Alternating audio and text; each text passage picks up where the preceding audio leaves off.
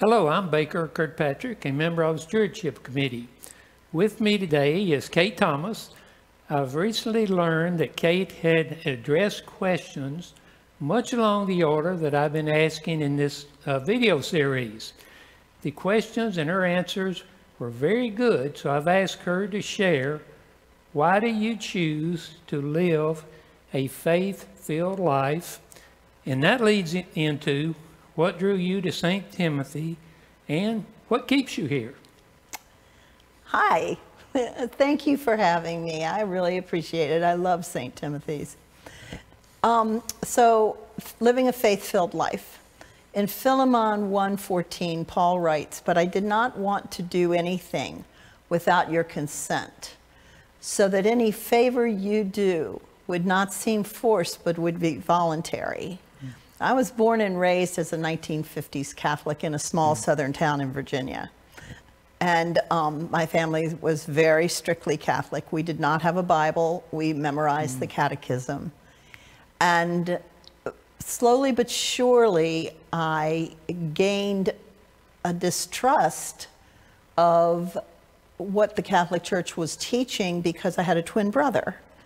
And he was allowed to ascend the altar. He was allowed to be an altar boy, but I wasn't because I was a female. And it didn't make any sense to me. And so I kept looking and searching. By the time I was an adult, I had studied enough history to realize about the patriarchy on this planet and the Catholic Church role in it. And I knew that I didn't want to raise my children in a place, in a church where things were sins and that I didn't agree would be sins. So my first daughter was baptized as a Catholic and my second daughter was baptized as an Episcopalian because I thought, okay, I'll just go to the Episcopal Church where women can be priests. And so forth and so on. But that also was uncomfortable for me because I felt like that church was founded by a person who had a political agenda, Henry VIII. So as you can tell, I was a history major. But anyway, that led me to Martin Luther. And that led me to the Lutheran Church. And I feel so proud to voluntarily be a Lutheran.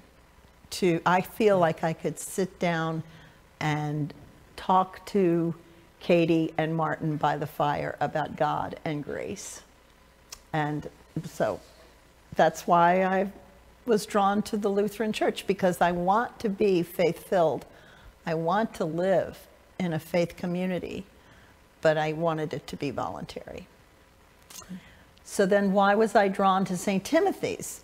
When we moved to Tennessee, we searched for Lutheran churches where we could feel welcome. And then we would buy a house 5 minutes from the church because we knew that that's what we wanted to do. St. Timothy's drew me in because of who is our neighbor panel discussions we were having at the time. And I thought it was very brave and courageous in the Bible Belt of Tennessee, the Bible Belt of the South, for this church to be having those conversations about who our neighbors were. And that is what has kept us here. I'm very proud of this congregation. I'm proud of its mission and vision statement.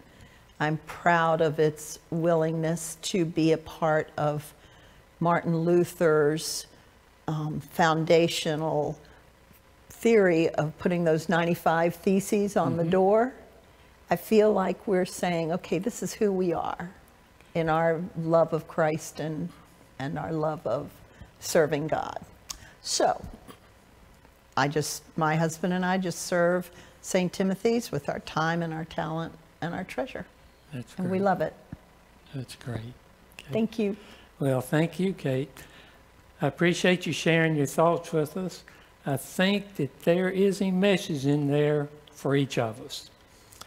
Our Commitment Sunday, November 1st, will be here soon. You should have received a commitment card by email or by the regular mail, and I would appreciate it if you would plan to turn it in on or before Sunday, November 1st. Thank you.